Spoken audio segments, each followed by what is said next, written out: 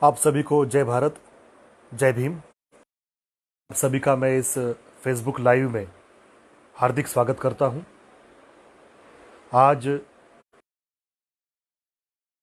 आप सभी को राज्य की स्वतंत्रता दिवस के मैं हार्दिक शुभकामनाएं और व्यक्त करना चाहूँगा। आज का विषय है स्वतंत्रता संग्राम के बारे में दृष्टिकोण क्या था, उनका मंतव्य क्या था। पर मैं सरसरी तौर पर कुछ बातें आपके सामने। यह स्पष्ट है साहब जी के बारे में और उनका जो स्वतंत्रता संग्राम में जो योगदान रहा उसके बारे में जो जटाधारी ब्राह्मणवादी है, जो शब्द छल किया जाता है और जानबूझकर कुछ लांछनों को पिरोया जाता है, दबी आवाज में लोगों के बीच चर्चा चलती रहती है कि फुले शाहू बाबा साहब जी का स्वतंत्रता संग्राम के बारे में क्या मंतव्य था, क्या दृष्टिकोण था, उनका उसमें योगदान भी था या नहीं।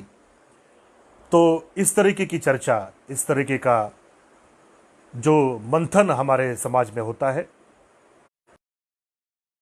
मंथन पर बातें आपके सामने रखना चाहता हूं। ये बातें क्यों रखनी पड़ती है, इसका सबसे बड़ा है कि बातें रखना यह प्रत्येक फुले शाहू अंबेडकरवादी व्यक्ति का कर्तव्य है। यह कर्तव्य क्यों है? क्योंकि संस्कृत में एक कहावत है, रिपुशेषम व्याधिशेषम चाग्निशेषम तथैव च पुनः पुनः प्रवर्धन्ते तस्माच्छेष न कारयेत। है कि शत्रु, रोग और आग का पूर्ण रूपेण यदि आप निर्मूलन नहीं करोगे, उसका अंश मात्र भी छोड़ोगे, पुनर्प्रज्वलित हो जाती है, पुनः शत्रु उभर जाता है, पुनः रोग का उद्भव हो जाता है, भड़क जाती है। इस वजह से हमें इस तरीके से इन शत्रु, इस रोग और इस अग्नि का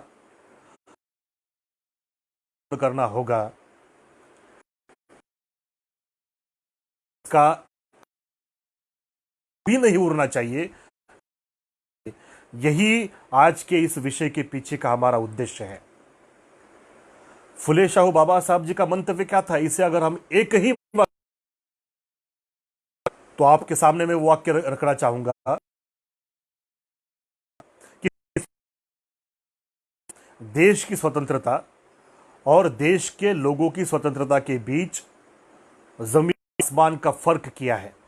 freedom of the country and freedom of the people in the country, ये दो बातें भिन्न है। इस एक वाक्य में ही फुले शाहू बाबा साहब जी का दृष्टिकोण स्पष्ट हो जाता है। फिर भी यदि आप क्रांतिबा पितामह ज्योतिराव फुले जी का मंतव्य जानना चाहते हो तो गुलामगिरी, स्लेवरी नाम का जो किताब, जो ग्रंथ क्रांतिबा पितामह फुले जी ने लिखा, उसे आपको डिटेल में पढ़ना होगा। शाहू महाराज जी का यदि आपको मंतव्य चाहिए तो छत्रपति शाहू महाराज जी ने दो टुक शब्दों में यह स्पष्ट कर दिया था स्वतंत्रता के बारे में, आज़ादी के बारे में, इंडिपेंडेंस के बारे में। शाहू महाराज जी ने कहा था कि अंग्रेज तो आज है कल नहीं, लेकिन तो भारत के अंदर जो शासक वर्ग है, जो ब्राह्मण, क्षत्रिय, वैश्य, यह जो त्रैवर्णिक है, इन त्रैवर्णिकों ने जो उनको धर्म के नाम पर, समाज के नाम पर, कुल के नाम पर, जाति उपजाति के नाम पर, वर्ण के नाम पर जो विशेष अधिकार प्राप्त हुए हैं, उन विशेषाधिकारों को राष्ट्र के प्रति समर्पित करना होगा, समाप्त करना होगा, ध्वस्त करना होगा। और त्रैवर्णिकों ने खुद को, जो सर्वसामान्य जन है, जो रयत है, जो नागरिक है, उनके साथ समसमान रूप से, इक्वालिटी रूप से आना होगा। ये छत्रपति शाहू महाराज जी ने दो टूक शब्दों में कह दिया था। यही उनकी स्वतंत्रता की संकल्पना थी। बाबा साहब जी ने भी अनेक जगहों पर स्वतंत्रता के बारे में अपना दृष्टिकोण समाज के सामने रखा था। मैं आपके सामने बाबा साहब जी के दो उदाहरण प्रस्तुत करना चाहूँगा। स्वतंत्रता के बारे में पहला उदाहरण 1955 फरवरी में ब्रिटिश ब्रॉडकास्टिंग कॉरपोरेशन लंदन में उनका इंटरव्यू हुआ था। बीबीसी के द्वारा इंटरव्यू हुआ था। उस इंटरव्यू में बाबा साहब जी ने कहा था कि भारत को जो स्वतंत्रता प्राप्त हुई है, इसका मुख्यतः कारण है कि आदरणीय सुभाष चंद्र बोस जी ने जो इंडियन नेशनल आर्मी निर्माण की का गठन किया, उसकी वजह से भारतीय सेना का ब्रिटिशों के प्रति जो निष्ठा थी वह ध्वस्त हो गई, समाप्त हो गई, उसका निर्मूलन हो गया। इस वजह से ब्रिटिशों को लगा कि अभी हमारा भारत में राज करना इतना आसान मामला नहीं है, और इस वजह से भारत को उनको छोड़कर जाना पड़ा। इसका कारण था सुभाष बाबू जी के द्वारा निर्माण इंडियन नेशनल आर्मी, जिसके कारण निष्ठा का हस्तांतरण भी हो गया था, लॉयल्टी खत्म हो चुकी थी। यह कारण बाबा साहब जी ने उद्धृत किया। दूसरा मैं उदाहरण आपके सामने प्रस्तुत करना चाहूंगा 26 जनवरी 1956 का। उस दिन दिल्ली में प्रजासत्ताक दिन का बहुत बड़ा प्रोग्राम था। उस प्रोग्राम में बाबा साहब गए और वो प्रोग्राम समाप्त होने के बाद आगरा के कुछ कार्यकर्ता बाबा साहब जी से मिलने आए थे, और उन आगरा के कार्यकर्ताओं के साथ बाबा साहब जी का जो वार्तालाप हुआ, उस वार्तालाप में बाबा साहब जी के स्वतंत्रता के बारे में जो मंतव्य था वह आपको स्पष्ट हो जाएगा। बाबा साहब जी ने 26 जनवरी 1956 को 1956 को जो मत व्यक्त किया था, वह मत आपको प्राप्त होगा। डॉक्टर बाबा साहब अम्बेडकर, इनका समग्र भाषण वॉल्यूम नंबर 10 में, यह प्रदीप गायकवाड़ जी इनके द्वारा संपादित आपको प्राप्त होगा। यह मराठी में है, इसका मैं आपको हिंदी अनुवाद करके सुनाता हूँ। आई कोट बाबा साहब जी का स्वतंत्रता के बारे में क्या कहना था। आई कोट, जब तक भारत में भगवान बुद्ध का नाम लिया जाता था, तब तक भारत गुलामी से बहुत दूर था। जिस दिन भारतीय जनता पर जाति भेद, ब्राह्मणवाद लाद दिया गया, उस दिन से यह देश गुलाम बना। जहां तक हमारे बौद्ध धर्म के साथ लोगों का संबंध होगा, वहां तक हम बंधुत्व का नाता जोड़कर रखेंगे। यदि कोई बौद्ध राष्ट्र हमारे देश पर, हमारे राष्ट्र पर यदि धावा बोलेगा, यदि युद्ध छेड़ेगा, तो वह हमारे देश का शत्रु बन जाएगा। उसके साथ हम लड़ेंगे, क्योंकि राष्ट्र का रक्षण करना यह सबका कर्तव्य है। देश ही नहीं बचा तो हम क्या कर सकते हैं। देश अगर बच गया तो यहाँ के बौद्ध और इतर सभी धर्मों के लोग जिंदा रह सकते हैं। और आगे बाबा साहब क्या कहते हैं, उसके पहले ब्राह्मण धर्म के अनुयायियों का न इस देश पर प्रेम है, न यहाँ की जनता पर। उनका प्रेम केवल स्वार्थ पर है। जाति भेद के कारण उनको ऐसा तैयार किया गया। उनका स्वभाव इस तरह से बना। प्रत्येक ब्राह्मण, क्षत्रिय और वैश्य ये खुद के बड़प्पन को बढ़ाने का और भारत की करोड़ों जनता को किस प्रकार से नीच और हीन स्थिति में रखना, इसी का विचार करते रहता है। यह बाबा साहब जी का स्वतंत्रता के बारे में मंतव्य था, दृष्टिकोण था। अब फुले शाहू बाबा साहब जी का इस तरह से स्पष्ट मत होने के बावजूद भी जनेऊधारी फुले शाहू बाबा साहब जी पर छुपे तौर से ब्रिटिशों का एजेंट होने का लांछन आरोप क्यों लगाती है? अर्थात इसका उत्तर बाबा साहब जी ने what Congress and Gandhi have done to the untouchables volume number 9 government of Maharashtra ने वॉल्यूम नंबर 9 प्रकाशित किया है। उसके अंदर आपको बाबा साहब जी ने स्वयं ब्रिटिश एजेंट होने का जो आरोप, जो लांछन था, उसका उत्तर बाबा साहब ने स्वयं इस ग्रंथ के अंदर दिया है। यह ग्रंथ आप पढ़े, ऐसी मैं आपसे विनती करता हूं।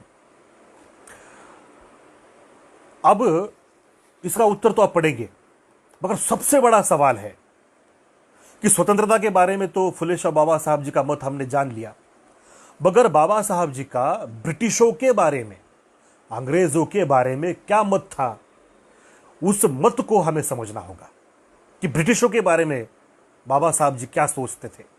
अनेक लोगों को लगता है कि ब्रिटिशों के बारे में फुले शाह बाबा साहब के अंतर्मन में सहानुभूति थी। यहाँ के जो बहिष्कृत वर्ग है, उन वर्गों के बीच भी ब्रिटिशों के प्रति सहानुभूति थी। ये सबसे बड़ा संभ्रम है, ये सबसे बड़ा भ्रम है जो पाला गया और जो पालने के लिए जनेऊधारी द्वारा जो वातावरण का निर्माण किया गया, जो विषाक्त वातावरण का निर्माण किया गया, इसकी वजह से इन लोगों के बीच, अनेक लोगों के बीच यह भ्रम पल चुका है। ब्रिटिशों के बारे में बाबा साहब क्या कहते थे? मैं बाबा साहब जी के आपको केवल 4 उदाहरण यहां पर बताता हूं। ब्रिटिशों के बारे में बाबा साहब जी का मत क्या था? बाबा साहब जी ब्रिटिशों को कहते थे, आप लोग चाइनीज टेलर हो, आप लोग बुढ़े बनिया की जो एक कथा थी, उस कथा का बुढ़ा बनिया जिस तरह से था, उस बुढ़े बनिया जैसे आप लोग हो। यदि आप बाबा साहब जी का ब्रिटिशों के प्रति क्या रवैया था, इसको जानना चाहते हो, तो खंड क्रमांक 17 पार्ट 2 इसको आपको पढ़ना होगा। इसके अंदर बाबा साहब जी ने जो लेटर लिखे, उन लेटरों के बीच ब्रिटिशों की धज्जियां बाबा साहब जी ने उड़ाई है। उन्होंने कहा तुम चाइनीज टेलर के जैसे हो, बुढ़े बनिया के जैसे हो। बाबा साहब जी ने, मैं बाबा साहब जी का एक आपको वक्तव्य पढ़ के सुनाता हूं, ब्रिटिशों के बारे में बाबा साहब जी का मत क्या था। ये वॉल्यूम नंबर 17 पार्ट 2 में उपलब्ध है, पृष्ठ क्रमांक 205 पर। बाबा साहब जी का मानना था कि ब्रिटिश राज ने भारत में किया क्या, what British rule have done to the India. तो बाबा साहब ने उत्तर दिया, indeed if the British rule has achieved anything in India, it is to strengthen and reinvigorate Brahminism, which is the inveterate enemy of the untouchables and which is the parent of all the ills from which untouchables have been suffering for ages। स्पष्ट तौर पर बाबा साहब जी ने जो letter cabinet mission को लिखा था, उसमें कहा कि ब्रिटिश राज ने भारत में अगर क्या किया होगा तो वो एक चीज की, ब्राह्मणवाद को मजबूत किया। ब्रिटिशों के बारे में बाबा साहब का मंतव्य था। आप लोगों को हैरानी होगी, आश्चर्य होगा, यह वाक्य बार बार हमें सुनाई देता है कि जो शिक्षण होता है, एजुकेशन होता है, वह टाइग्रेस जो होती है, जिसको हम वाघिन कहते हैं मराठी में, उसका दूध है ऐसा कहा जाता है। शेरनी का दूध है हिंदी में कहते हैं उसको। तो ये जो शेरनी का दूध बाबा साहब ने कहा था, वो ब्राह्मणों के लिए कहा था। ब्राह्मण लोगों ने अंग्रेजों के द्वारा जो शिक्षण व्यवस्था, एजुकेशन सिस्टम दी, उस सिस्टम में अंग्रेजी की शिक्षा ली और फिर अंग्रेजों पर वो भौंकने लगे। इस तरीके का बाबा साहब जी ने वहां पर मंतव्य रखा था, उसको हमें देखना होगा। इसके अलावा बाबा साहब जी ब्रिटिशों के बारे में क्या सोचते थे, ये खंड क्रमांक वॉल्यूम नंबर 12 के बीच, 12 के अंदर the untouchables and PACS Britannica नाम का जो ग्रंथ बाबा साहब ने लिखा है, उसके अंदर आपको ब्रिटिशों के बारे में बाबा साहब क्या सोचते थे, इसका पूरा ब्यौरा आपको मिल जाएगा। चौथा मैं आपके सामने उदाहरण रखना चाहूंगा, वह उदाहरण है राउंड टेबल कॉन्फ्रेंस का। राउंड टेबल कॉन्फ्रेंस के अंदर ब्रिटिश राजा और ब्रिटिशों का जो प्रधानमंत्री था, उनके मुंह पर बाबा साहब जी ने कहा था, ब्रिटिशों तुम लोग धोखेबाज हो। तुम्हारे आने से पहले भारत जाति, वर्ण, उपजाति, अस्पृश्यता, छुआछूत में कि गर्त में कि गटर में था। तुम आने के बाद तुम लोगों ने क्या किया? कुछ भी नहीं किया। जैसा था जो का त्यों वही सौंप दिया। तुम लोगों ने धोखा दिया, यू हैव डिसीव्ड अस। ऐसा बाबा साहब जी ने ब्रिटिशों के राजा के और ब्रिटिशों के प्रधानमंत्री के मुंह पर कहा था। ब्रिटिशों के बारे में बाबा साहब जी की राय क्या थी, इसके लिए आपको खंड क्रमांक 12 पढ़ना होगा और 17 भाग 2 पढ़ना होगा। समय की मर्यादा के कारण मैं बहुत सारे उदाहरण आपके सामने प्रस्तुत नहीं कर सकता, इसलिए केवल मैं आपको उन बिंदुओं के बारे में बता रहा हूं।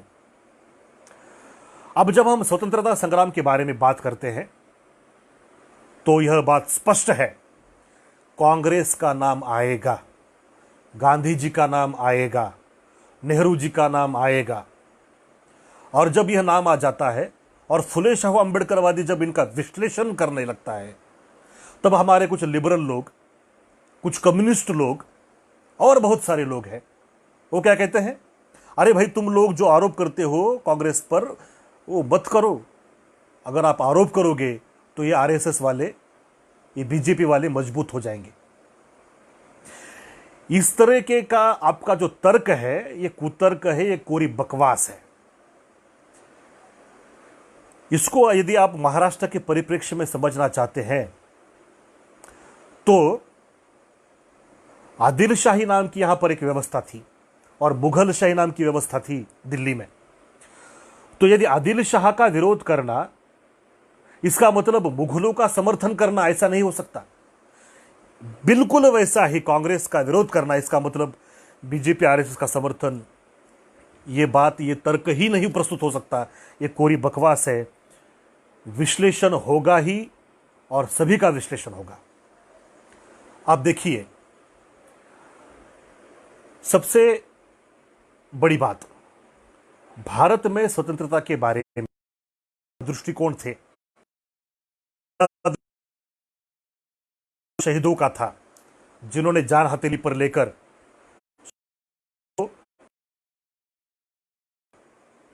यह एक मंतव्य था। दूसरा, कांग्रेस जो ब्राह्मण बनियाव का पक्ष था, उनका एक मंतव्य था। तीसरा एक मंतव्य आरएसएस संघी लोगों का। अब आरएसएस था, मैं बात रखने आया हूं फुले शाह बाबा साहब जी की, किंतु यदि अनेक लोग सवाल पूछते हैं कि आरएसएस के लोगों का योगदान क्या था, ऐसा कौन पूछता है? ऐसा यही जनेऊधारी पूछते हैं। यदि आप इसका उत्तर चाहते हो तो आनंद मठ नाम का ये जो बंकिम चंद्र चट्टोपाध्याय का जो ग्रंथ जो था, कादंबरी नॉवेल, उसको पढ़ो, कथा को पढ़ो, आनंद मठ को पढ़ो। ये जो वंदे मातरम की बात करते हैं ना, वंदे मातरम का मूलतः मन, उसका अर्थ क्या था, यह अर्थ एक किताब पढ़ने के बाद पता चलेगा। तो ये लोग क्यों, संघी लोग अंग्रेजों के विरोध में क्यों नहीं थे? इसका कारण है क्योंकि उन्हीं लोगों ने अंग्रेजों की सत्ता भारत में लाई थी। और आनंद मठ से स्पष्ट हो जाता है। कैसे स्पष्ट होता है, इस पर मैं एक वीडियो बनाऊंगा, वो वीडियो आप जरूर देखिए। तो ये आनंद मठ, ये तीसरा। और चौथा जो मंतव्य था, वह हमारा मंतव्य था, फुले शाह बाबा साहब जी का मंतव्य था। हमारा स्पष्ट कहना था, ब्रिटिश राज यही धोखेबाज है, ब्रिटिशों के पहले के मुगल निजाम, आदिल शाह, पेशवा, ये भी धोखेबाज है, और ये जो जनेऊधारी है, त्रैवर्णिक है, ये भी धोखेबाज है। इन तीनों से भारत को बचाना है, ये हमारा मंतव्य था। यही फुले शाह बाबा साहब जी का मंतव्य था। ब्रिटिशों का साथ वगैरह का मुद्दा है ही नहीं, ब्रिटिशों के तो विरोध में हम लोग थे। फिर सवाल खड़ा होता है, यदि ऐसा था तो फिर फुले शाह बाबा साहब जी, विशेषकर बाबा साहब जी ने कांग्रेस का साथ क्यों नहीं दिया? उन पर ब्रिटिश एजेंट होने का आरोप ये जनेऊधारी और उनके चेले चपाटे क्यों करते हैं, आज भी क्यों करते हैं? इसे हमें समझना होगा कि कांग्रेस के आंदोलन में, ब्राह्मण बनियाओं के कांग्रेस के आंदोलन में बहिष्कृत वर्ग सहभागी क्यों नहीं हुआ? कांग्रेस का आंदोलन का मतलब क्या है? बहिष्कार, बॉयकॉट, असहकार आंदोलन, क्विट इंडिया मूवमेंट और अमरण अनशन, जो श्री गांधी जी का एक बहुत बड़ा शस्त्र था। वह जब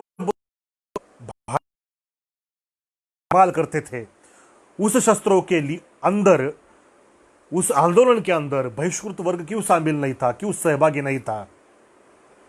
इसका हम कारण मीमांसा विश्लेषण भी करेंगे। कांग्रेस का मत क्या था स्वतंत्रता के बारे में? कांग्रेस के जनेऊधारियों का पक्का स्टैंड था। उनका क्या स्टैंड था? उनका कहना था, आजादी यही केवल साध्य है। ब्रिटिश भारत से निकलकर उनको निकाल बाहर करो, आजादी यही हमारा साध्य है। दूसरा, उनका पक्का स्टैंड था कि संविधान यह कोई समस्या है, संविधान का निर्माण, यह बात मानने से इनकार कर रहे थे। ये मान रहे ही नहीं थे कि संविधान निर्माण कोई समस्या है। तीसरी बात, उनका सीधा जवाब था, जो भी संविधान भारत में निर्माण होगा वो लोकतंत्र ही होगा, बस। उसके अलावा यदि आप कुछ कहोगे तो वो हम मानने वाले नहीं है।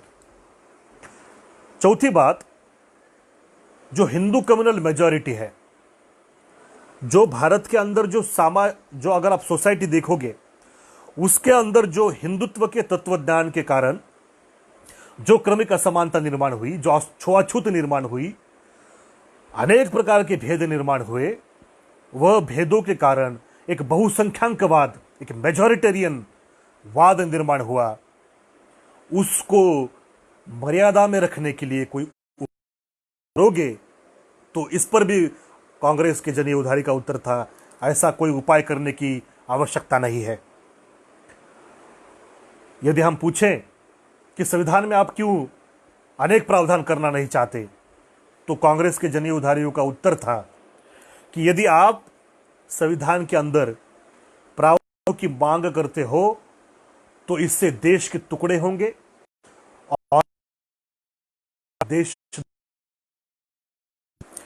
देशद्रोही का आरोप लगाने वाले एंटी आरोप कोई नया नहीं है, यह आरोप तब से है। यह जो स्टैंड था जनेऊधारियों का, क्या यह स्टैंड स्वीकारनीय है? भारत की यदि आप सोशल साइकोलॉजी ऑफ इंडियंस अगर देखोगे तो यह मनोवैज्ञानिक तरीके से देखोगे तो भारतीय लोगों की मानसिकता, स्वभाव, वह ग्रेडेड इनइक्वालिटी, क्रमिक असमानता पर आधारित है। और यह क्रमिक असमानता जो है, वह क्रमिक असमानता स्वतंत्रता की विरोधी है, मित्रता की विरोधी, न्याय की विरोधी है। यानी जितने भी संवैधानिक मूल्य आज हम देखते हैं, उन सभी मूल्यों के विरोध में यह अस्पृश्यता, यह जो हिंदू तत्वज्ञान है, ब्राह्मण तत्वज्ञान है, जिससे जो मूलतः ब्राह्मणी तत्वज्ञान है, त्रिसूत्री के, संविधान के त्रिसूत्री के समता, स्वतंत्रता, मित्रता के विरोध का तत्वज्ञान है। एक उदाहरण से इसे समझ सकते हो। आजादी का 74वां साल है। 74 सालों में गांव के बाहर की जो, जिन्हें शेड्यूल कास्ट कहा जाता है, बहिष्कृत कहा जाता है, गांवों के बाहर की बस्तियां और गांव के बीच के जो सवर्ण हिंदू है, क्या वो एक आ गए, हो गए? छेला गांव के अंदर यदि आप जाकर देखोगे, आज भी गांव के बाहर बहिष्कृतों की बस्तियां ज्यों की त्यों है। कुछ गधे लोग, अरे गधे हो, अखंड भारत की बात तो बाद में, अखंड गांव की तो आपसे बन नहीं रहा। गांव के बाहर के जो लोग हैं, हमारा जो आदिवासी बंधु है, जो जो जंगलों में रहता है, क्या उसे आप गांव के अंदर ला सके? और अखंड भारत की बात करते हैं। मानता 74 सालों में गांवों के बाहर के लोगों को भी वो जो फिजिकल डिस्टेंस है उसको मिटा नहीं पाई। क्या यह क्रमिक असमानता एक दुर्घटना है? नहीं, यह धर्म का सिद्धांत है। और भारत के अंदर बहुसंख्यक लोग जो फिलॉसॉफी ऑफ हिंदुइज्म को मानने वाले लोग हैं, जिसे हम ब्राह्मणिज्म कहते हैं, वह लोग क्रमिक असमानता को अपने धर्म का हिस्सा मानते हैं। ये परमानेंट फैक्ट है, ऐसा ही वो मानते हैं। और यह जो जाति व्यवस्था, वर्ण व्यवस्था के द्वारा निर्माण क्रमिक असमानता है, यह एक खतरा है, यह एक संकट है। इसे जनेऊधारियों की कांग्रेस मानती नहीं थी, इनकार करती थी। और इसको रोकने का उपाय भी यदि आप दोगे, उनके सामने प्रस्तुत करते थे, तो उसे वह दुत्कार देती थी। हमारा स्टैंड क्या था? फुले शाहू बाबा साहब जी का स्टैंड क्या था? बहिष्कृत वर्ग का स्टैंड क्या था? यह तो जनेऊधारियों का स्टैंड हो गया। हमारा स्टैंड क्या था?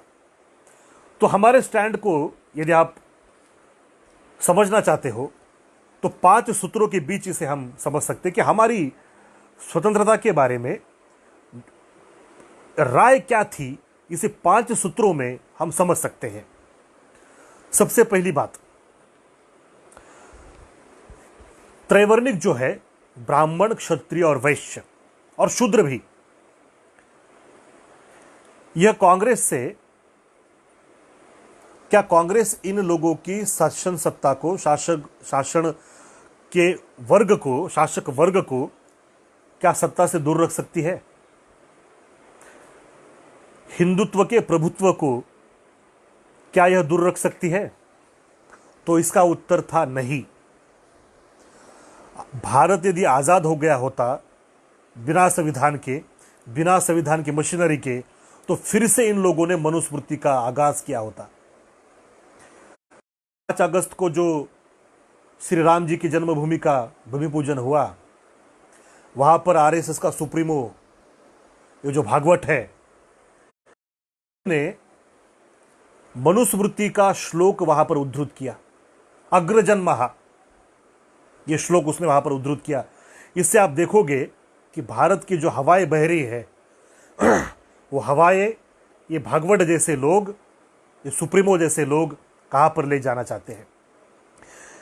दूसरी बात हमें समझनी होगी कि हम जो लोग हैं, हम हिंदू राज के अंतर्गत शासित होना ही नहीं चाहते, जहां पर बामन बनिया शासक वर्ग पर कब्जा करे और जो निचली जातियों के लोग हैं वो उनकी पुलिस बने, और ये दोनों मिलकर यहां के शेड्यूल कास्ट का, शेड्यूल ट्राइब का छल, एट्रोसिटीज, अन्याय और अत्याचार ऑपरेशन शुरू करें। यह राज हम चाहते ही नहीं। यह हमारा दूसरा स्टैंड था। तीसरी बात, हमें आज़ादी चाहिए। अंग्रेज कोई हमारे साथ पूरे क्या कहते हैं उसको, अंग्रेजों के साथ हमारा कोई संबंध है ही नहीं, उनसे भी आज़ादी चाहिए। मगर क्या था, हमारा स्टैंड पक्का था। अपितु हमारा कहना यह था कि स्वतंत्र भारत यह अधूरी चीज़ है। जैसे मुगल हमारा शत्रु था, निज़ाम शत्रु था, ब्रिटिश शत्रु था, वैसे ही त्रैवर्णिक भी भारत की जनता के शत्रु हैं। इस वजह से ब्रिटिशों से जो आज़ादी मिलेगी वह अधूरी आज़ादी होगी। इसे पूर्ण करने के लिए हमें क्या चाहिए था? तो जो डेमोक्रेसी बनेगी, जो लोकतंत्र बनेगा, वह लोकतंत्र सुरक्षित रहे, यह हम चाहते थे। और वो सुरक्षित रखने के लिए संवैधानिक संरक्षण प्रावधानों की हमारी मांग थी। और यह प्रावधान जो थे, यह प्रावधान संविधान में ही हो दूसरी जगह पर नहीं। यह हमारा चौथा स्टैंड था। और पांचवा क्या था कि यह जब प्रावधान बनाए जाए, ये प्रावधान बनाते समय ब्राह्मणवादी बहुसंख्याक जो लोग हैं उनको नजरअंदाज नहीं किया जा सकता। तो इस तरह से हमारे ये पांच, बिल्कुल दो टूक हमारी बातें थी। हमारी डिमांड क्या थी? स्पष्ट हमारी डिमांड थी। उदाहरण के तौर पर देखेंगे, हमें प्रतिनिधित्व चाहिए था। प्रतिनिधित्व जहां पर कानून बनता है उस विधिमंडलों में हमें रिप्रेजेंटेशन चाहिए था। नंबर 2, एग्जीक्यूटिव में रिप्रेजेंटेशन चाहिए था। और नंबर 3, पब्लिक सर्विसेज, नौकरियों में हमें रिप्रेजेंटेशन चाहिए था। जब हमने ये मांगे रखी तो कांग्रेस के जनेऊधारियों ने विरोध किया। उन्होंने कहा ये जातिवादी मांगे हैं। ये जो बहिष्कृत लोग हैं, ये जो फुले शाह बाबा साहब, इनके जो नेता लोग हैं, ये नेता लोग जॉब हंटर है, जॉब हंटर। और एक आरोप लगाया इन जनेऊधारियों ने। वो आरोप था कि एंटी नेशनल है। इन्होंने आरोप क्या लगाया हम पर? संवैधानिक प्रावधानों की मांग जब हमने की तो कांग्रेस के जनेऊधारियों ने आरोप लगाया ये एंटी नेशनल है। ये वॉल्यूम नंबर 9 में उपलब्ध है ये बात। आज एंटी नेशनल का जो आरोप करने वाला जो समूह है और ये जनेऊधारियों का समूह किस तरह से एक है, इससे बड़ा आपके सामने में क्या उदाहरण प्रस्तुत कर सकता हूं। बाबा साहब ने कहा ये अटर नॉनसेंस है। क्यों?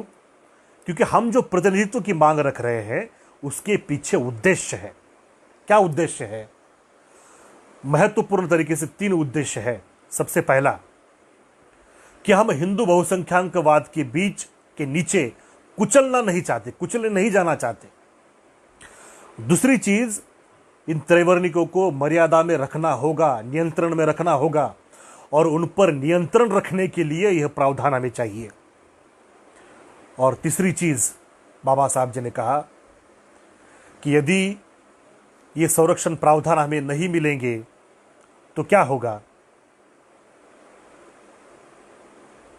तो जो इतिहास में जो अमेरिका के ब्लैक लोगों के साथ हुआ वही चीज हमारे साथ दोहराई जाएगी। इतिहास से सबक सीखने की जो बात बाबा साहब कहते थे वह बात यहां से आई है। वो बात क्या थी? स्पष्ट बात थी। बाबा साहब जी ने कहा ब्रिटिश भारत से निकले, हमारा भी कहना है, ब्रिटिश जाने के बाद भारत की सत्ता और संपत्ति का संचालन, नियंत्रण किस आधार पर होगा, किस बुनियाद पर होगा? वह जो बुनियाद है वह है भारत का संविधान। और संविधान में हमें यह प्रावधान चाहिए। क्या आप हमें प्रावधान देंगे? कांग्रेस के जनेऊधारियों का कहना था नहीं देंगे। तो बाबा साहब जी ने कहा तो आप स्वतंत्रता के आंदोलन को हम बिल्कुल भी मदद नहीं करेंगे, हम हमारा आंदोलन चलाएंगे। यह क्रिस्टल क्लियर यह बात है, इसको हमें समझना होगा। हमने कहा था कि इतिहास से हमें सबक सीखना होगा। तो यह जब हम कहते हैं बात, हम जब यह डिमांड रखते हैं कि आज़ादी तो चाहिए, मगर आज़ादी के पहले ये जनेऊधारी अग्रिम करार हमारे साथ करना होगा। संवैधानिक संरक्षण प्रावधान लोग अग्रिम करार करने के लिए तैयार है? तो उत्तर था नहीं। तो कुछ लोगों ने हमें राय दी कि अग्रिम करार की आप डिमांड ना रखें, अग्रिम करार की डिमांड ना रखें, कांग्रेस के जनेऊधारों को मदद करें, ब्रिटिशों को भगाए, और ब्रिटिशों को भगाने के बाद आप लोग मिलकर निर्णय लें भारत के संविधान में कौन से प्रावधान रहने चाहिए। यह राय बाबा साहब जी को अनेक लोगों ने दी। बाबा साहब ने कहा ये जो राय देने वाले लोग हैं ये गधे लोग हैं, ये कोरी बकवास है, सिली सोफिज्म है। ये बात मैं मानने के लिए तैयार नहीं हूं। क्यों? क्योंकि हमें इतिहास से सबक लेना पड़ेगा। कॉमन सेंस की बात थी, बुद्धि प्रामाण्य की बात थी। हमारी जो डिमांड थी उसे जनेऊधारियों को मान्यता देने में क्या दिक्कत क्या थी भाई? आरक्षण की मांग जो हमने की थी उसको देने में आपको दिक्कत क्या थी? यदि आपने उस मांग को मान्यता दी होती तो उसके कारण दो चीजें होती थी। पहले, हमारे बीच जो डर था कि ब्रिटिश आने के बाद यहां पर जनेऊधारी के द्वारा हिंदू राज स्थापित होगा, वो डर दूर हो जाता था। और दूसरी बात, यदि आपने उस अग्रिम करार को मान्यता दी होती तो हम भी आपके कंधों से कंधा मिलाकर ब्रिटिशों को 1947 नहीं, 1937 में 37 में ही खत्म कर चुके होते। आपके जनेऊधारियों के इस नीचतम स्टैंड की वजह से 10 साल भारत को ब्रिटिशों को भुगतना पड़ा। यह भी बहुत बड़ा इतिहास है। दूसरी बात क्या थी? दूसरा कारण था, हमें अग्रिम करार चाहिए क्योंकि अमेरिका के जो ब्लैक लोग थे उनके साथ वहां के सिविल वॉर में जो उनके साथ वहां के जो गोरे लोग थे, व्हाइट लोग थे, वहां का शासक था, उसने जो बर्ताव किया, बस वही बर्ताव यहां के त्रिवर्णिक हमारे साथ करेंगे। यह डर बाबा साहब जी के मन में था और ये डर को बाबा साहब जी ने वॉल्यूम नंबर 9 में सप्रमाण सिद्ध कर दिया है। इस बात को आपको देखना होगा। अनेक लोगों को लग सकता है कि भाई अग्रिम करार और त्रिवर्णिकों से डरना क्या? तो बाबा साहब जी ने एडमंड बर्क का एक वक्तव्य उद्धृत किया था। वह वक्तव्य क्या था? It is better to be accused of timidity than to be ruined by over confidence. भाई साहब, अग्रिम करार यदि हमने मांगा है तो यह आप लोगों के साथ, यदि अग्रिम करार न करते हुए हम आएंगे अति आत्मविश्वास के साथ, तो अति आत्मविश्वास के साथ बर्बाद होने से, नाश होने से, विनाश होने के बजाय भीरुता ही ठीक है। यह बाबा साहब जी ने यहां पर स्पष्ट किया था। इस तरह से हम देखेंगे कि डिमांड जो हमने की थी वह डिमांड हमारी बाबा साहब जी ने, यदि आप डिमांड को देखेंगे तो स्टेट्स एंड माइनॉरिटीज नाम का बाबा साहब जी का ग्रंथ, इसको आपको पढ़ना होगा। और स्टेट्स एंड माइनॉरिटीज में डिटेल्स में शासन और संपत्ति, सत्ता और संपत्ति का संचलन कैसे हो, इसका बाबा साहब जी ने फॉर्मूला, सूत्र उसके अंदर दिया हुआ हमें दिखाई देता है। अब यह जो डिमांड की थी, इस डिमांड की आधारशिला क्या थी,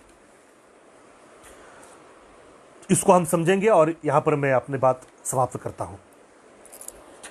बाबा साहब जी ने कहा कि यह जो सवाल है कि कांग्रेस, यह सवाल ही गलत है कि कांग्रेस जो है वह स्वतंत्रता के लिए लड़ रही है या नहीं, यही सवाल गलत है। सही सवाल क्या है? किनके स्वतंत्रता के लिए कांग्रेस लड़ रही है? बाबा साहब जी का वाक्य मैं आपको पढ़कर सुनाता हूं, वॉल्यूम नंबर 9, पृष्ठ क्रमांक 202 पर। The question whether the Congress is fighting for freedom has very little importance as compare to the question for whose freedom is the Congress fighting. किनके स्वतंत्रता के लिए कांग्रेस के जनेऊधारी लड़ाई लड़ रहे हैं? और बाबा साहब जी ने इसका उत्तर दिया, शासक वर्ग के स्वतंत्रता के लिए कांग्रेस के जनेऊधारी लड़ रहे हैं। और वो शासक वर्ग कौन है? पृष्ठ क्रमांक 204 पर बाबा साहब जी ने कहा, the governing class in India consist principally of ब्राह्मण। भारत का शासक वर्ग मुख्यतया ब्राह्मण ही है। क्षत्रिय और बनिया उनको तो पूरक है, मुख्य जो शासक वर्ग है वह ब्राह्मण है। और कांग्रेस के जनेऊधारी इनकी स्वतंत्रता के लिए लड़ रहे हैं। यह बात बाबा साहब जी ने सप्रमाण इस खंड में, वॉल्यूम नंबर 9 में, चैप्टर 9 में सिद्ध की है। इसे आपको पढ़ना होगा। आखिरी बात क्या है? मैं आपके सामने एक आंकड़ा रखना चाहता हूं। उस आंकड़े से आपको पता चलेगा कि स्वतंत्रता के आंदोलन का यह जो हवा चल रही थी, इस हवा के पीछे का मूल मकसद क्या था, इस फॉर्मूला से आपको समझ में आएगा। सबसे पहली बात, ब्रिटिशों का जो एटीट्यूड था, दृष्टिकोण था भारतीयों के प्रति, उसमें आपको बदलाव हुआ दिखाई देता है। वह बदलाव का सबसे बड़ा पड़ाव था 20 अगस्त 1917 का। 20 अगस्त 1917 को ब्रिटिशों ने उनके पार्लियामेंट में घोषणा कर दी थी कि भारतीय लोगों को हम क्रमिक स्वतंत्रता बहाल करेंगे, दे देंगे। यह बात 20 अगस्त 1917 को उन लोगों ने स्पष्ट कर दी थी। अब 20 अगस्त 1917, 10 वर्षों बाद देखिए, 20 अगस्त 1927, 27 से 30 के बीच साइमन कमीशन आया, राउंड टेबल कॉन्फ्रेंस हुई, संविधान की बात चली। तो 27 के बाद फिर 10 वर्ष आप उसमें मिलाएं, वो हो जाता है 1937, 1937। भारत में प्रांतों के अंदर पहली निवडणूक, पहली जो चुनाव थे वो हुए कि नहीं? हुए थे। और उसके अंदर जो 9 प्रांत थे, 9 प्रांतों में से 9 प्रांतों के जो उस समय प्रधानमंत्री कहते थे, मुख्यमंत्री कांग्रेस के जनेऊधारियों ने ब्राह्मणों को बनाया। उसका पूरा डेटा बाबा साहब जी ने इसके अंदर दिया है, वॉल्यूम नंबर 9 में। और उस 37 में 10 मिलाइए, आंकड़ा क्या आ जाता है? 15 अगस्त 1947, यानी 20 अगस्त 1917 से 15 अगस्त 1947, 30 साल में ही ब्रिटिश चले गए। जब ब्रिटिशों ने घोषणा की थी 1917 में, तब भारत के सभी जिन लीडरों के पास, चाहे वो जनेऊधारियों के लीडर हो, चाहे वो हमारे लीडर हो, जिनके पास दृष्टिकोण था, उन लोगों को यह बात स्पष्टतया पता चल गई थी कि अंग्रेज भारत छोड़कर जाने वाले हैं। यह तय था। अब बात यह थी, अंग्रेज भारत छोड़कर जाने के बाद जो सत्ता और संपत्ति है, उसका विभाजन कैसा होगा, उसका वारसदार, उसका वंशज, उस सत्ता और संपत्ति का अधिकारी कौन होगा, यही बात अभी रह गई थी। और गांधी जी और कांग्रेस का कहना था कि भारत केवल मुसलमान, हिंदू और सिखों को प्राप्त होगा, इन्हीं को सत्ता संपत्ति मिलेगी। आप अछूतों को, बहिष्कृतों को, आदिवासियों को, शूद्रों को कुछ भी नहीं प्राप्त होगा। आपको केवल लोकतंत्र मिलेगा और प्रौढ़ मताधिकार, ठप्पा लगाने का अधिकार मिलेगा। इसके अलावा और कुछ नहीं मिलेगा। इसका पुरजोर विरोध बाबा साहब जी ने किया और उस विरोध का 1946 के बीच जो संविधान सभा का मामला चला, उसके अंदर बहुत सारे आपको एविडेंस मिल जाएंगे। अनेक लोग कहते हैं कि बाबा साहब जी की क्रांति यह खून का कतरा गिरे बगैर सफल हुई। यह गलत धारणा है। बाबा साहब जी संविधान सभा में न जा पाए, इसलिए जनेऊधारियों ने बाबा साहब जी का प्रचार करने वाले संविधान सभा के चुनावों में जो हमारे कार्यकर्ता थे, जो हमारे पुरखे थे, उनकी हत्याएं की, उनको मार डाला गया संविधान सभा के चुनावों में। इसलिए जो वर्तमान संविधान है, वो वर्तमान संविधान हमारे पुरखों के खून से लिखा गया है।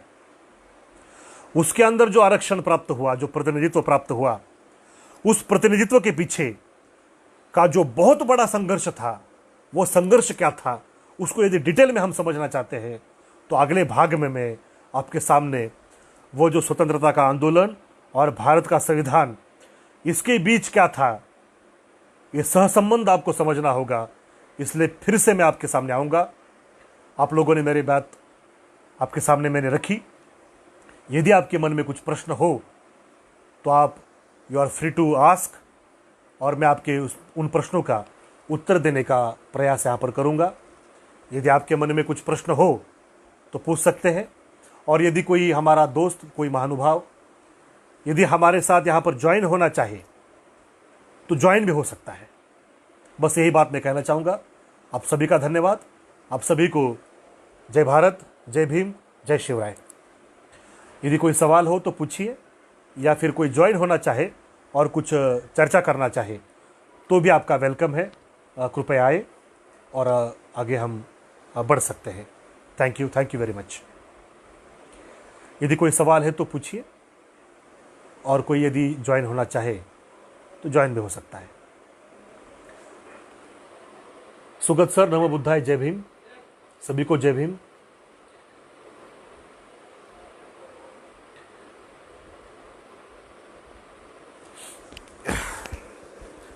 सवालों की राह देखेंगे। यदि सवाल हो तो पूछिए।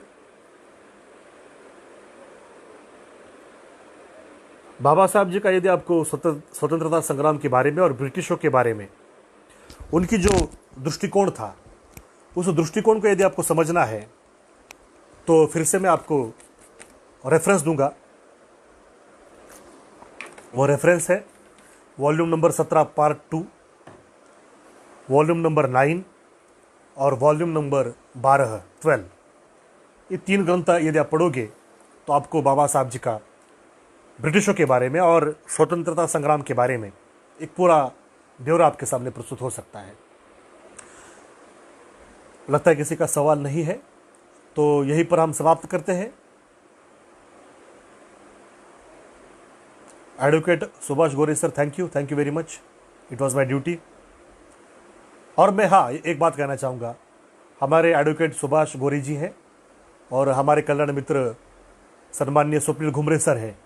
इन दोनों की वजह से आज मैं आपके सामने लाइव आ सका, क्योंकि ये जो सवाल थे इस पर हमारी चर्चा हुई और इस पर कुछ मैसेजिंग भी, टेक्स्ट मैसेजिंग भी हुई, और इस वजह से मैं यहाँ पर आपके सामने लाइव आया हूँ। यदि किसी का सवाल हो तो पूछिए, वरना हम यहाँ पर समाप्त कर देंगे इसको। Now will stop. Okay, thank you Rajratna Dabhareddy sir, thank you very much.